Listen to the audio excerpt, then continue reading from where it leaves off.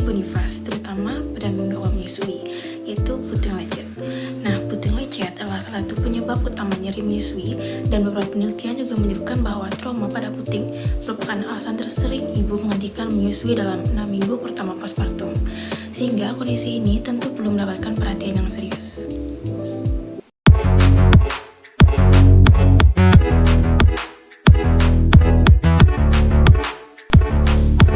Nah, selanjutnya, kalian harus tahu kenapa puting lecet ini bisa terjadi. Yang pertama adalah pelekatan atau latch on dari bayi yang tidak tepat ataupun hisapannya yang dangkal.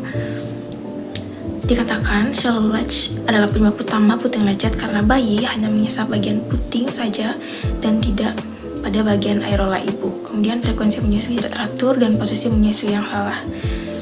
Jika posisi menyusui salah, itu akan meningkatkan gesekan pada puting sehingga payudara ibu tentu akan mudah terluka. Kemudian hisapan bayi yang tidak efektif.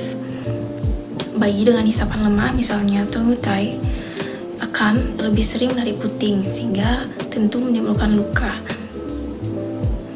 Kemudian pada pembengkakan payudara atau engorgement,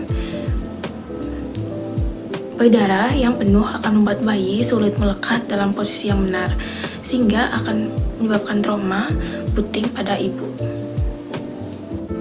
Kemudian penggunaan sabun atau antiseptik yang berlebihan.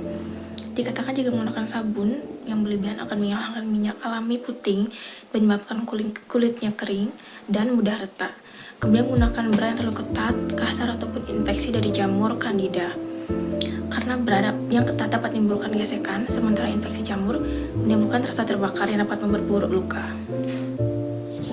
Kemudian penggunaan breast pump yang tidak sesuai ukuran. Jika flange yang terlalu kecil ataupun besar, tentu akan menyebabkan tekanan tidak merata sehingga merusak jaringan pada puting.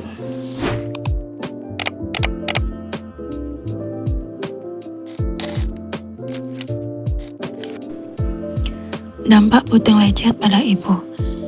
Nyeri saat menyusui. Rasa sakit atau terbakar pada puting saat menyusui tentu membuat proses menyusui tidak nyaman.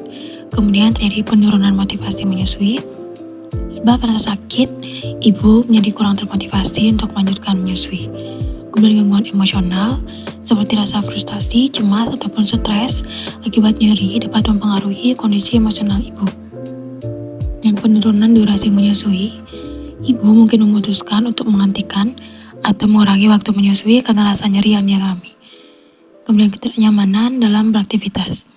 Nyeri puting dapat mengganggu kegiatan rutin seperti menggendong bayi ataupun saat sedang beristirahat. Kemudian pada bayi akan berdampak pada asupan ASI. Asupan ASI tentu akan berkurang. Bayi yang sulit menghisap dengan baik sehingga mengonsumsi lebih sedikit ASI. Kemudian pola menyusui yang tidak efektif. Bayi yang tidak menyusui secara optimal akan mempengaruhi nutrisinya dan akan mengganggu berat badannya. Karena asupan ASI yang kurang, tentu pertumbuhan berat badan bayi akan terhambat. Kemudian risiko bingung puting jika diberikan susu botol.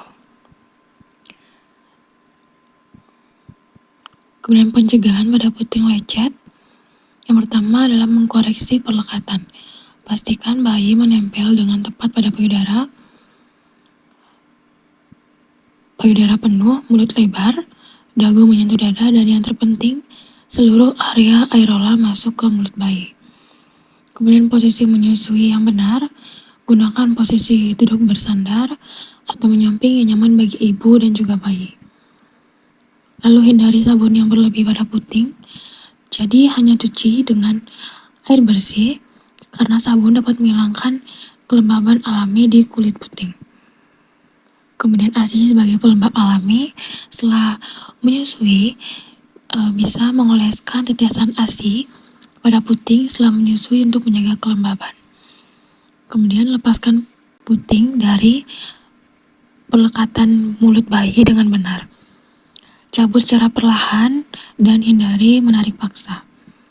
Kemudian pilih bra yang tepat. Bra menyusui yang tidak terlalu ketat dan mendukung bentuk payudara. Kemudian pumping dengan ukuran yang sesuai. Jika menggunakan pompa, maka pilih ukuran flange yang pas agar tidak menyebabkan trauma. Dan atur ritme saat menyusui. Beri jeda yang cukup antara sesi menyusui, kemudian hindari tekanan berlebih pada puting agar tidak memperparah rasa nyeri.